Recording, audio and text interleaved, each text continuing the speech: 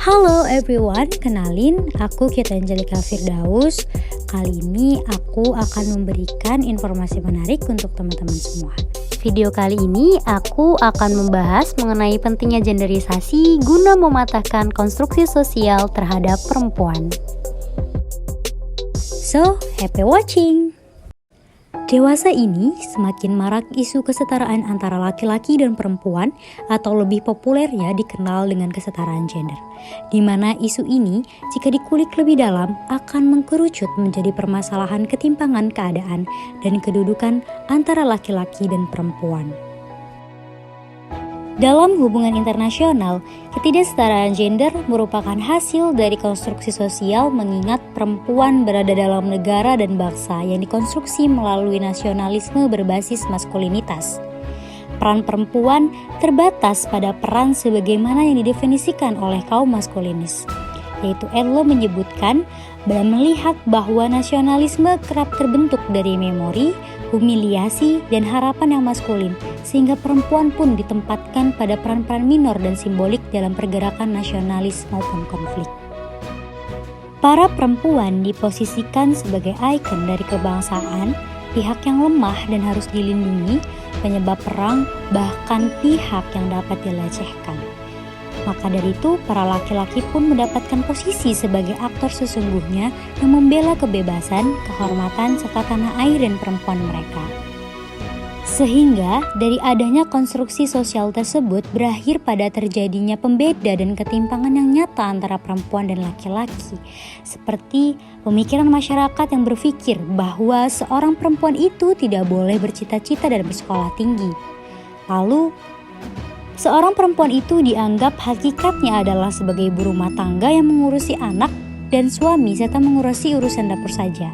Selanjutnya, perempuan itu lemah dan tidak pantas menjadi pemimpin. Dan yang terakhir, perempuan adalah pihak yang dapat dilecehkan. Sehingga dalam hal ini, pemikiran seperti itu harus bersama-sama kita buang jauh-jauh dan lebih memandang bahwa kesetaraan gender itu penting untuk memutus pemikiran dan konstruksi sosial bebal tersebut.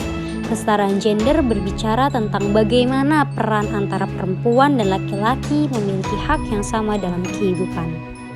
Karena pada dasarnya, perempuan memiliki banyak peran baik itu sebagai warga negara, sebagai aktivis, maupun sebagai pemimpin. Akan tetapi, lagi dan lagi, peran-peran ini ditanamkan oleh sistem yang ditulis dari laki-laki, oleh laki-laki, dan untuk laki-laki. Sehingga perempuan hanya didesain untuk menjadi aktor pendukung dengan peran yang menunjukkan pengertian para maskulinis terhadap feminitas dan tempat perempuan selayaknya. Kesetaraan gender merupakan keadaan setara yang terjadi antara laki-laki dan perempuan dalam pemenuhan hak dan kewajiban dalam hal partisipasi, baik itu ekonomi, kesetaraan akses, pendidikan, kesehatan, serta political empowerment. Kesetaraan gender adalah salah satu hak asasi kita sebagai manusia, di mana kita setiap manusia memiliki hak untuk hidup secara terhormat, bebas dari rasa takut, dan bebas menentukan pilihan hidup. Dan hal ini tidak hanya diperuntukkan bagi para lelaki saja, namun pada hakikatnya para perempuan pun mempunyai hak yang sama. Jargon kesetaraan gender yang sering digemakan oleh para aktivis sosial, kaum perempuan, hingga para politikus Indonesia bahkan negara-negara di dunia.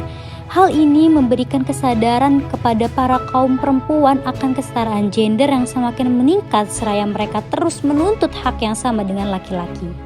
Dan hal tersebut didukung dengan adanya kesepakatan internasional tentang gender, pemberdayaan perempuan, dan perlindungan anak, yaitu Konvensi mengenai penghapusan segala bentuk diskriminasi terhadap perempuan atau disebut dengan Convention on the Elimination of All Forms of Discrimination Against Women, yang sesuai dengan Undang-Undang Nomor 7 Tahun 1984. Maka dari itu, kita perlu mendukung dan menjunjung tinggi kesetaraan gender agar hak antara perempuan dan laki-laki didapatkan, diskriminasi terhadap perempuan hilang, dan konstruksi pemikiran masyarakat yang apatis terhadap gender pun musnah. Para perempuan harus diberdayakan sebaik mungkin sebagai insan penggerak perubahan karena banyak perempuan yang mempunyai skill, kualitas, dan pengetahuan yang luar biasa. Kesetaraan gender harus terus dikampanyekan agar jangan ada lagi pihak-pihak yang menempatkan peran perempuan sebagai inferior dan laki-laki di posisi superior, baik dalam hal pengetahuan, kepemimpinan, ataupun tatanan sosial. Karena sebenarnya semua orang itu, baik itu laki-laki atau perempuan, memiliki hak yang sama.